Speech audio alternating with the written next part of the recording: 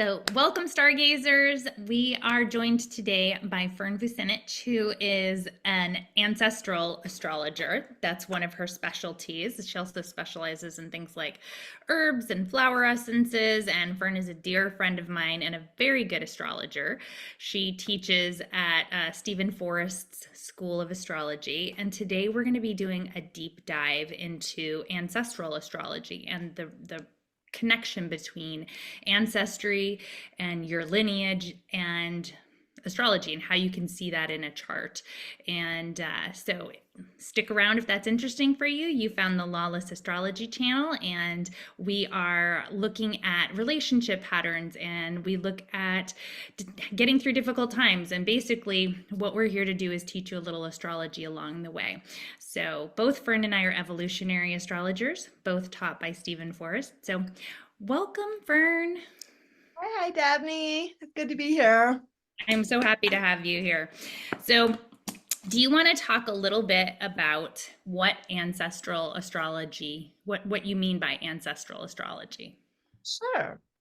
So, astrology can be used in so many different ways and so many different, there's so many different themes of astrology, so many different medical astrology, mundane astrology, and always relationship astrology. And ancestral astrology is just sort of an expansion of relationship astrology with a focus on the family.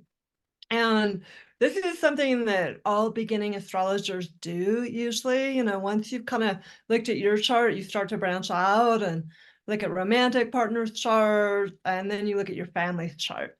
And so ancestral astrology includes not just your parents' chart and your grandparents' chart, but also if you have access to birth data going back even further than that.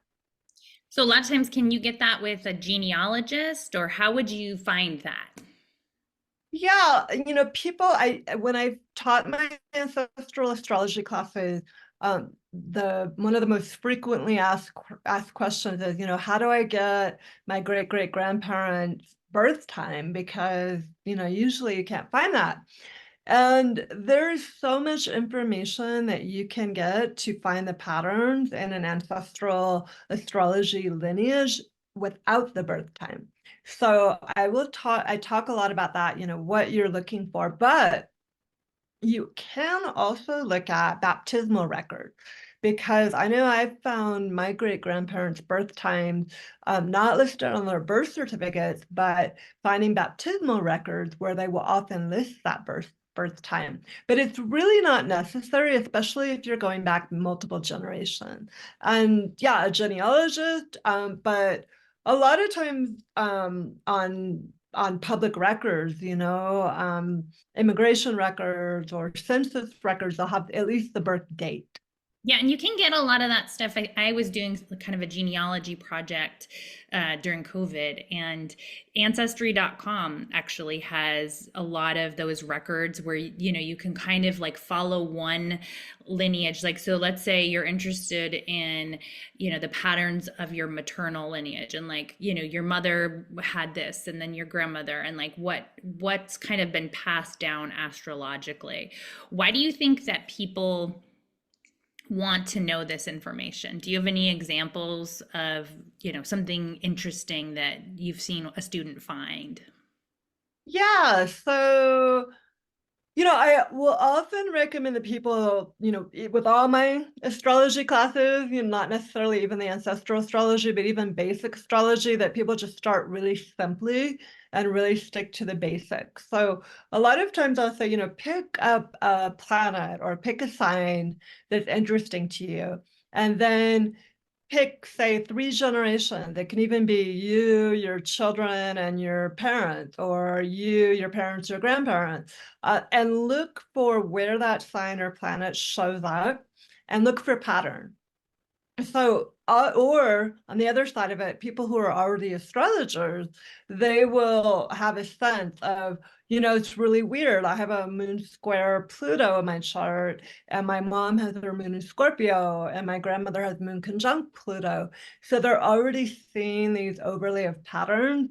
And I think when you see that pattern, you start to understand, oh, this is a piece in my ancestral weave that needs to be healed, and it's been passed down through many generations, and it's still remaining. So let me take a look at these issues of Moon Pluto or Moon Scorpio. What does that mean? You know, how can I take that on and do some healing around it? Yeah, one of the things that's interesting to me is because I used to specialize in children's charts. And so I used to have a business called Astro Cutie, and I looked at the parents and the children, and 9 times out of 10 there was tremendous synchronicity in the sun, moon, and ascendant, where there would be overlap. I mean, just tremendous overlap. And even in my own life, like my husband is a Leo with a Leo moon, and my son is a Leo with Leo rising. So there's always kind of those connections that you see directly with your children. And so it's interesting, and the same with my parents. And so like it is really interesting if you're an astrologer to kind of take the parent, the parents and the children, or the parents and the grandparents, and like you said, kind of just pull out the things that stick out to you as overlap, like whether it's sun, moon, ascendant, or your nodes. My son shares the same nodes that I share, like, so, and those are things that are going to give you a lot of juicy information. Yeah, yeah. And, again, I recommend people really, if you pick one theme, to stick with it for a while, So let's say you decide, oh, I'm going to look at the nodes in my family's chart.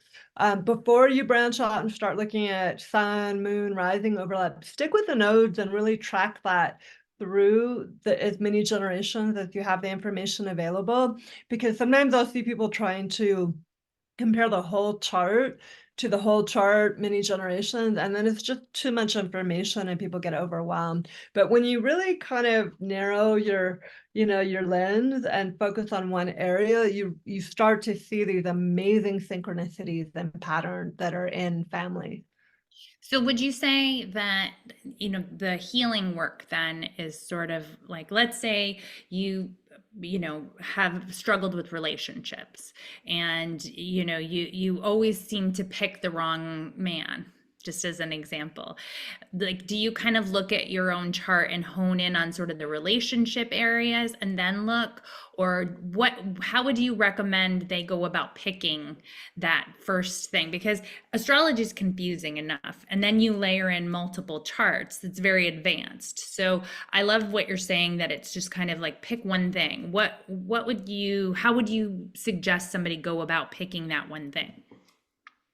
Yeah, I mean, I think what you said is a really interesting way of potentially finding those patterns in the chart, is looking at a major issue that you've had in your life. And if you match that to a planet, like this, in this case, it would be Venus, because Venus rules relationships. So then you might want to go back and look at both your mother and father's lineage and see what's going on in relationships. And you may not necessarily find that pattern, in which case I would say, well, try Mars then, or try the seventh house. But you will most likely find something. But I also, if you start to investigate your astrology and your family astrology, the patterns will often pop out. And even something as simple as, like, in my family, there's a lot of repeating birthdays. My cousin was born on my aunt's birthday. My brother was born on my other aunt's birthday. So we've seen over 3-4 generations the same birthdays happening again and again, and I've seen that in other families. So there's clearly something interesting about that part of the zodiac for my family or another person's family. So I would say, if you have overlapping birthdays in a family, go and investigate that part of the sign, the middle of Virgo or the end of Pisces, and see, what does that symbolize? Look up the Sabian symbol for it. Look at the planet that rules it, like, explore it in great depth. So that's one thing I recommend. Sounds like there's a lot of intuition that you recommend that you bring to Yeah, it. yeah. I know that when I've worked with ancestry healers, and I'm hoping to have one on the channel to talk about, kind of that link between, you're very astrology focused, but I know you've turned me on to some ancestral healers where they kind of really guide you into just focusing on your own intuitive knowledge and quieting yourself so you can kind of listen to the healthy ancestors and kind of wrap up some of the karma from the more damaged or unhealthy ancestral lineage. Would you agree with that? Yeah, absolutely. And that's part of, when I did my studying and my practice with ancestral medicine, practitioners, one of the things that's come out of that is sort of a hybrid of that ancestral medicine work and astrology and my herbalism work, which is when you start to identify a planet or a sign or some kind of signature that's really strong in your family's chart, you can, and I'll give the example again of Venus.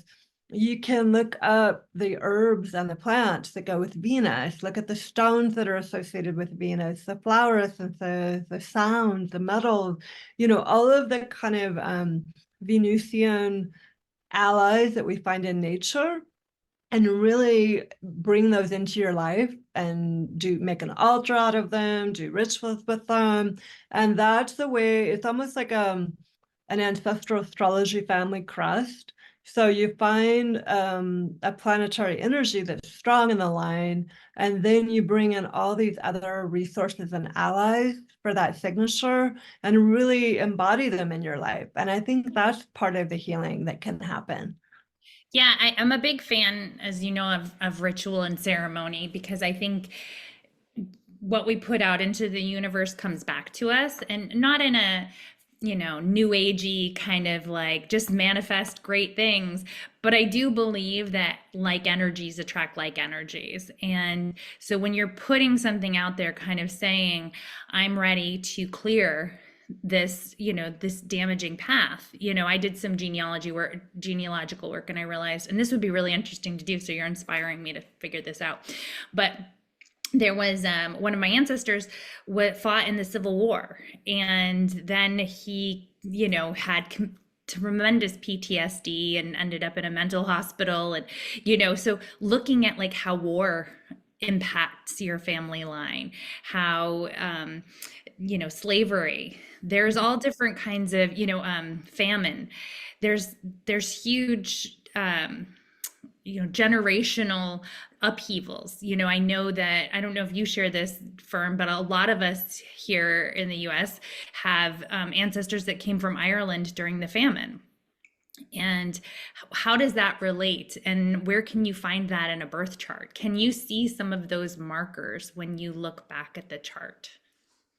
I think so. I mean, I think, and it also, though, I think depends on what kind of work the people who came before you did. And I don't mean like what they did for money, but I mean what kind of inner work they did, what kind of healing they did. So I think if you're looking for a lineage that was really impacted by famine, you're gonna also want to bring in maybe the asteroids. Like Ceres is the asteroid goddess who represents both nurturing and abundance and nourishing, but also on the flip side, her dark side is starvation and famine and not being fed enough. So I would say, look and see where Ceres is in the chart. You'd want to focus in on that thing. And part of this question that you're asking, I think, is really interesting because you're approaching it more from a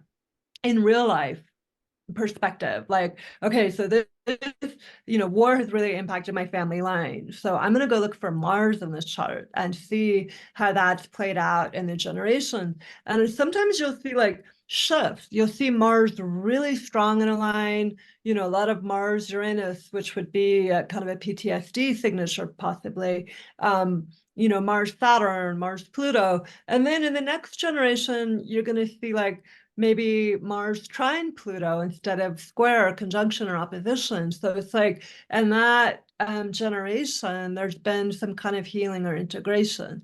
So there's, I think when you continue to see a particular signature, there's something unfinished. Okay, that's really interesting. I love the idea of kind of looking at the evolution too, where you can kind of see the problem, but then you can see some of the healing, and then you can like work with that within your own chart. So, turning to your own chart, I think that's really interesting because I think even if it's too complicated and you don't want to go to, the family lineage and other people's charts, you can see a lot about your own, you can learn about yourself, obviously, but you can learn about your family as well through your own chart, right? Yeah, I think you can learn about the influence your family has on you with your own chart. And, one thing that Steven's talked a lot about is in relationship to the moon, that, the kind of pop astrology says the moon is your mother. And so whatever sign it's in, that's going to tell you about, your mother. But siblings all have, not always, but often will have different moon signs. So how can all these different moon signs represent one mother?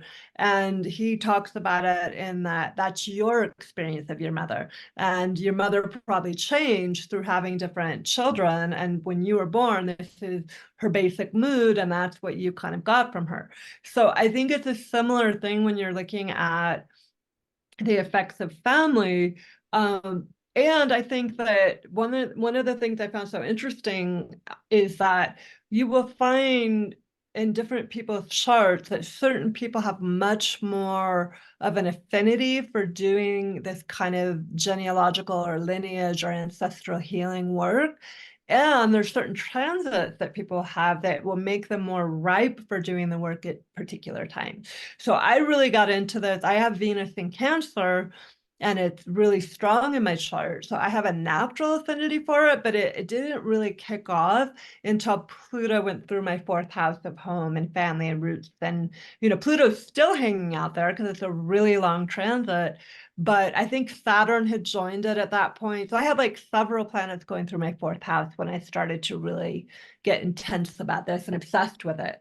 Okay, so that's a really great segue into let's talk about the signs that kind of lend themselves to this sort of investigation. So you mentioned you have a Venus in Cancer. So would you say anyone with a strong Cancer signature might be a little bit more drawn toward this? And so for those, chances are if you're watching this, you already understand a little bit about the different signs, but Cancer is naturally the nurturing home sign. It's the one that is the caretaker, but it's also has like very strong roots with nostalgia and family lineage.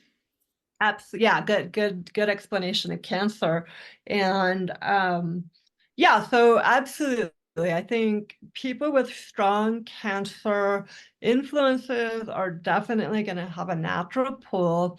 But I also think people who have a concentration of planets in water houses, the fourth house, the eighth house, and the 12th house, because each of those houses express a different realm of the ancestors. The fourth house is the one that most of us think of as the house of roots and ancestors and our lineage.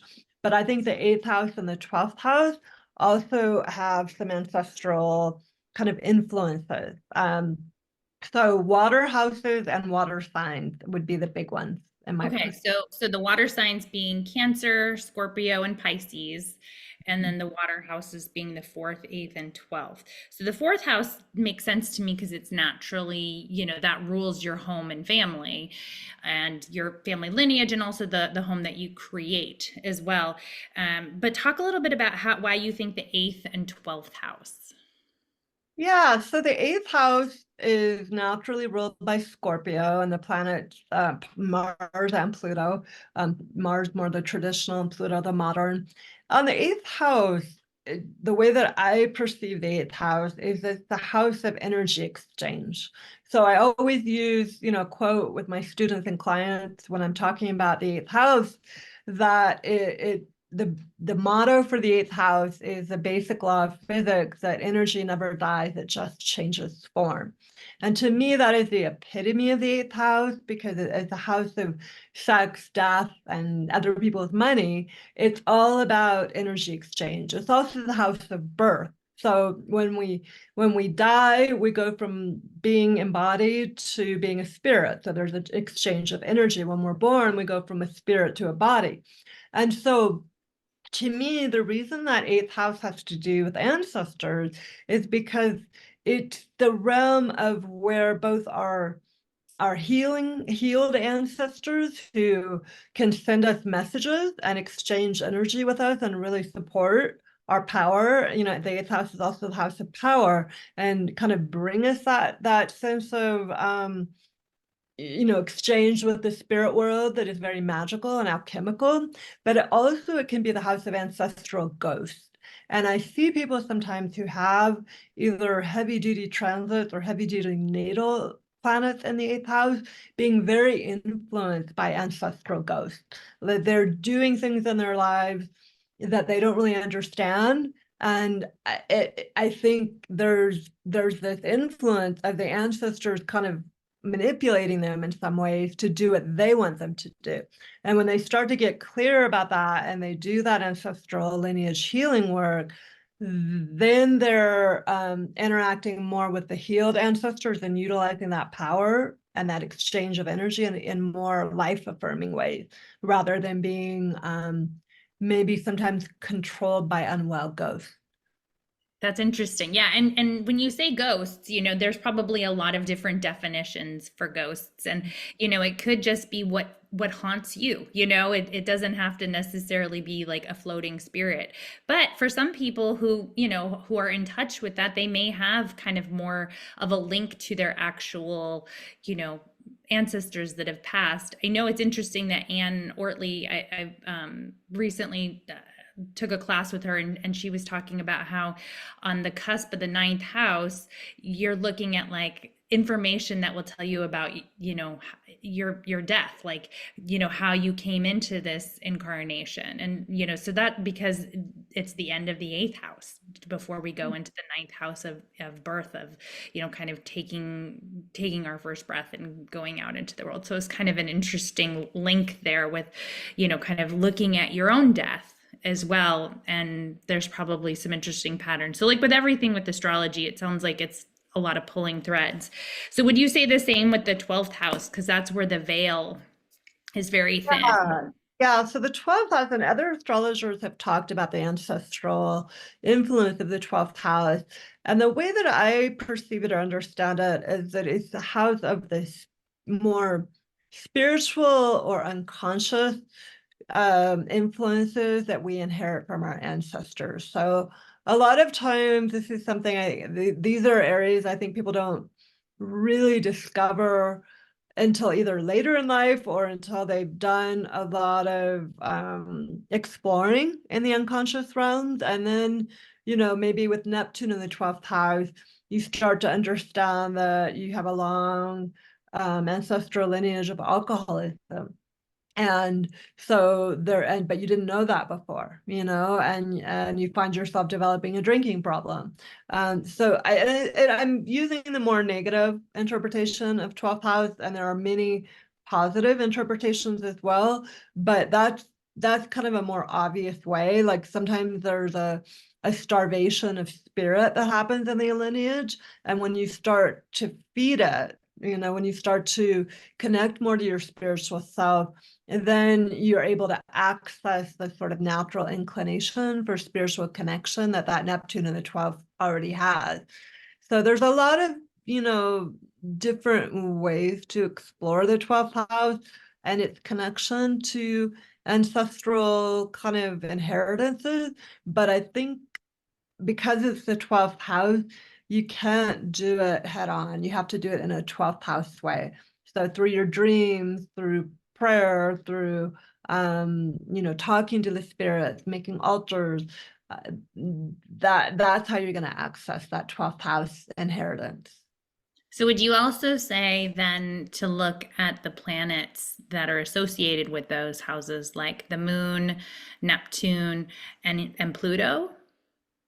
Yeah, I think Absolutely, the houses, the planets that are associated with those houses, but also any planets you have in those houses. So it's more, astrology to me is a tracking of patterns and symbols. So a lot of times you're going to see the same patterns show up in many different ways. You're going to see the moon in the eighth house sextile Pluto. And so you're gonna get a lot of the Scorpio influence. And then somebody has Venus in Scorpio. So you're looking for Scorpio theme. But it really is about tracking patterns. Okay, yeah. So it's interesting to me because I think of Chiron as having to do with ancestral lineage, but Chiron's in my fourth house. So Yeah. would you say that, other people would consider Chiron and think of Chiron, or is that sort of unique to me because it's in my fourth house? I think it's unique to you because it's in your fourth house. Because I've never really associated Chiron with ancestral lineage. And I think it's really interesting that you do have it in the fourth house and that there is that association. Yeah.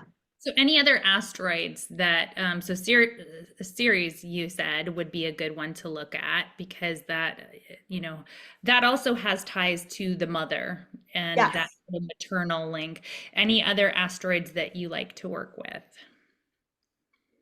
I think it really depends on like you were bringing in these real life themes that you're aware of in your lineage. And so I think it does depend on those themes. I mean, maybe there's a history, more of a Juno history where that in your family line, there's a long line of marriages that feel very more about building a family kind of fortune than they are about love, and that might be a Juno signature. So I think there's a way to match up the meaning of the planets and the asteroids with the real family themes that still seem very heavy or still seem that they need some work, they need some healing, they need some movement, they need some transformation. So I think it's just a matter of getting to know the planets, the signs, the asteroids, and then figuring out how you can kind of match that up with the theme you want to work on. Mhm. I think that's really good advice because anytime you even when you do a reading, right? And you know this as well as I do, like when you do a cold reading and just it's a recording or a stranger you've never met before and they're just very stone faced and they don't want to really give you any biographical information. It works, but it's not nearly as rich as when you're having a dialogue and you're not trying to necessarily prove that the astrology is real. It's more about investigating what's there. And so it sounds like with ancestral astrology, to make it as rich as possible, it's kind of like really taking a look at what is it that you want to learn and then kind of following those threads in that way, or using some of the biographical information that you find through either genealogical work or through meditation, through just discussing with your alive ancestors some of the patterns and things that they've seen throughout history with your family, and then kind of looking at that either in your own chart or taking several charts or even just taking your parents' chart or your children's chart and really kind of digging in that way. Absolutely. I mean, like just in the example of your family, you just in this brief amount of time we've been talking about it, you've brought up a Leo theme because your husband, your son, and I know you have Leo in your chart. So there's kind of a Leo constellation that is alive in your, nuclear family. And And my so father's a Leo. He has a little yeah, son named right. Leo. Yeah, there you go. So, and it'd be interesting to see if there's Leo influence in the grandparents' generation or the great grandparents' generation, just kind of going back and tracking Leo and then taking that and being like, okay, what's the positive side of Leo? What's the shadow side? How can we bring in the best of Leo and, transform the worst of it? And that's enough. You could spend years working just on Leo. Oh my gosh, that's so interesting. I think that a lot of people would, they get intimidated enough by astrology, I think. I mean, when I talk to my friends, they said, it sounds like you're speaking a completely different language. And in a lot of ways we are. But I think a good astrologer, we try to, just lay out what we're saying and then bring home the actual nugget of wisdom that we want to kind of pull from it and the healing. So is it a similar thing, would you say, like when you've taught classes about this, do people get overwhelmed by just incorporating multiple things at one time, and what's your advice to them, I guess, is really just hone in on one theme at a time and don't try to do too much, right? Yeah, absolutely. And, I always say you can go back to all these other threads that come out later, but just for the beginning to kind of get the practice of training your brain in this particular way, just focus in on one theme. It's like, following a thread. If you look at all of it at once, it's just too much and you don't really make any meaning out of it. But, for you, if we're just like, okay, Leo, let's explore the archetype of Leo. Let's look at myths and stories, and Leo is connected to the sun, so we think about the sun in nature. It gives life to everything. It feeds, it nourishes. It's about celebration and play and fun. But there's a flip side to Leo. Let's talk about that. How do you see this in your family line? How has it been passed down? All of Well, one thing that kind of I'll just thing. share is just It's just so rich that I say stay with that. Oops, and explore that. And then when you're ready, when you feel complete with that, then you can look at some other patterns and signatures and follow that thread through. so as a real world example, my father was a child prodigy with art. And he has a strong Leo. He's a Leo sun, and I think he's got some other planets in Leo. But I think that was very damaging to him because it was sort of like he had a stutter. And so, it was kind of like, well, he's the artist child.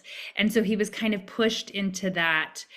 And he didn't necessarily want to do art. He wanted to be an engineer. Now, my son also was incredibly gifted at art. Like at 2 years old, he was like drawing, like other kids were scribbling and he was like drawing. And so I learned a little bit from what happened to my father. And this doesn't have to do with astrology. I mean, it does, like it can. That's what I think that's what you're saying. And I was very clear not to push him into doing art and let him know that that was just a fun thing if he wanted to do it. Now, if that was his passion and he wanted to pursue that, then he could do that, but he wasn't expected to be an artist like my father was. So that's kind of a real world example of Leo. Absolutely. Yeah. I mean, the archetype of Leo is the artist, but that doesn't mean that that's the only way to express it. So it's interesting that your father kind of experienced that wound around, well, that you're good at this, but it's not. The deeper part of Leo is, doing what brings you joy, doing what puts you in the flow, doing what, makes you lose track of time. And I always think about Leo as kind of very the positive Leo is being able to be in the present moment really easily, because when children are playing, which is a very Leo activity, they're not thinking about the past or the future, they're just right in the moment. And if you're feeling, if you're doing your art and you're feeling like that, then that's the thing, right? But it's whatever that thing is that just allows you to forget time and be joyful. So I think that you have to look at the deeper layers of Leo too, not just the pop astrology thing that we think we know.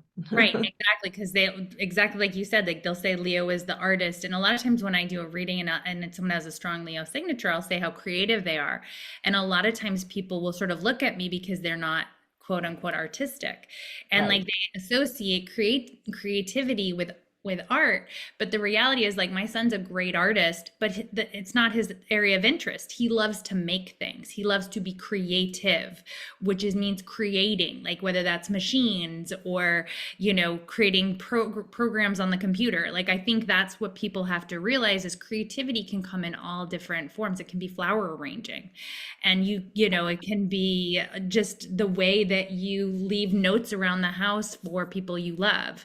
That can be very Leo. So one other real world example I wanted to see if you were comfortable sharing was, I know that you did a lot of like ancestral healing and lineage work, and then that kind of culminated in like some big changes in your life. Would you be willing to share a little bit about that?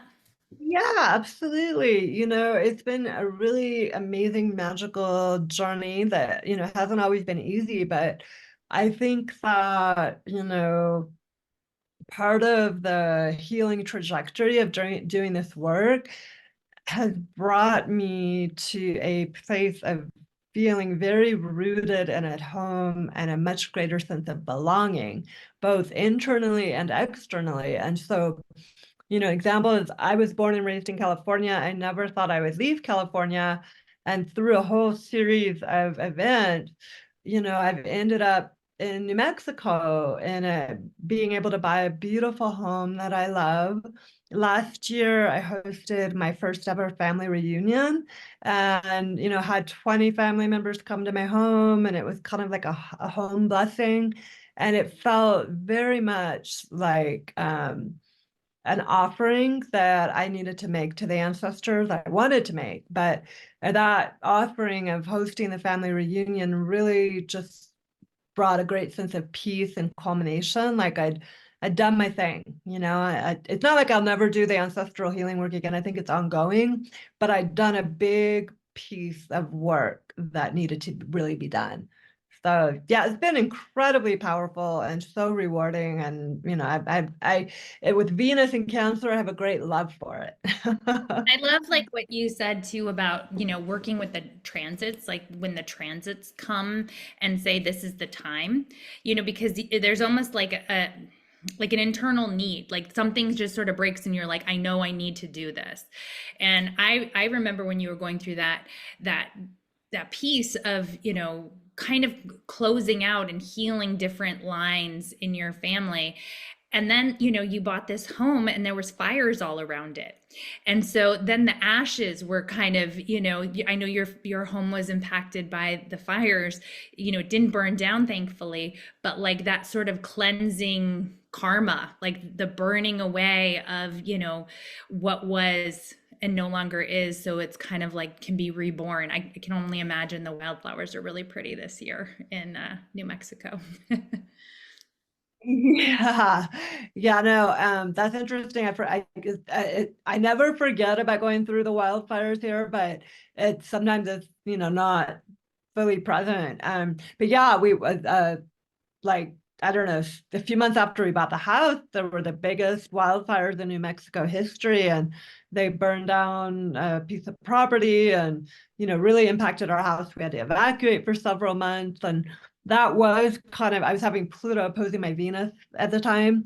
So it was having to really look at, destruction and collective trauma and family trauma and how that all relates, and just do a lot of repairing, of my nervous system and my relationship to trauma and all of that kind of thing. And just, Well, and just what a beautiful symbol that, like, once the fires cleared and you were able to be back in your home, that you then could, like, I know that you've made it so beautiful. Fern has like the best taste, and she and her the husband are great cooks, and so like it just have like the idea of you hosting a family reunion there just feels really like synchronistic with all the hard work that you've done on, healing family lineage. And so congratulations. So I think that that's a really cool example of how, it doesn't necessarily mean it's easy.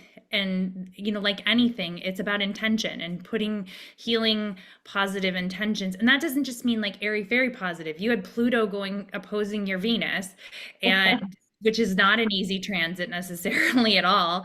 And then, you had the stress of a wildfire, but you kind of leaned in to how you could transmute that energy and bring something beautiful out of it. And it seems like it's something beautiful came from it.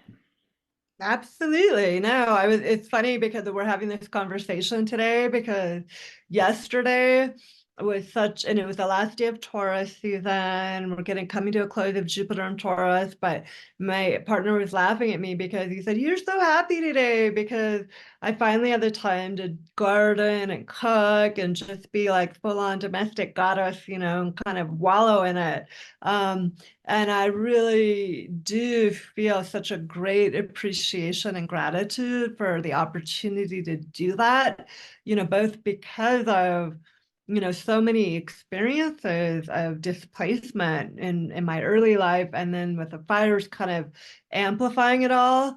And now to just come back, I think I don't know if I would have appreciated it as much if I would have gotten my first home when I was 25, or, it's like it taking this long and being such a journey. I'm grateful every day, so I think that's part of the Pluto trajectory. It is. Pluto always has a gift at the end of it. Well, so is there anything else about ancestral astrology that you would want to share, or do you feel like we've covered things? Yeah, I feel like we've covered a lot of territory, and I think the main thing I would say is just for people to try to not be intimidated if you can, to really just, if you know the sun signs, if you know the basic zodiac signs, if you know your sign, go back and look for that sign in your family and see how it's played out, because you don't need to make it too complicated. You don't need all the birth times of your family. You don't need to know all the planets. You don't need to know the aspects. Just focus on what you do know and look for that and go deeper with it. So, yeah. Yeah, and if you want a reading from Fern or you want to explore this a little more, she does teach classes in it.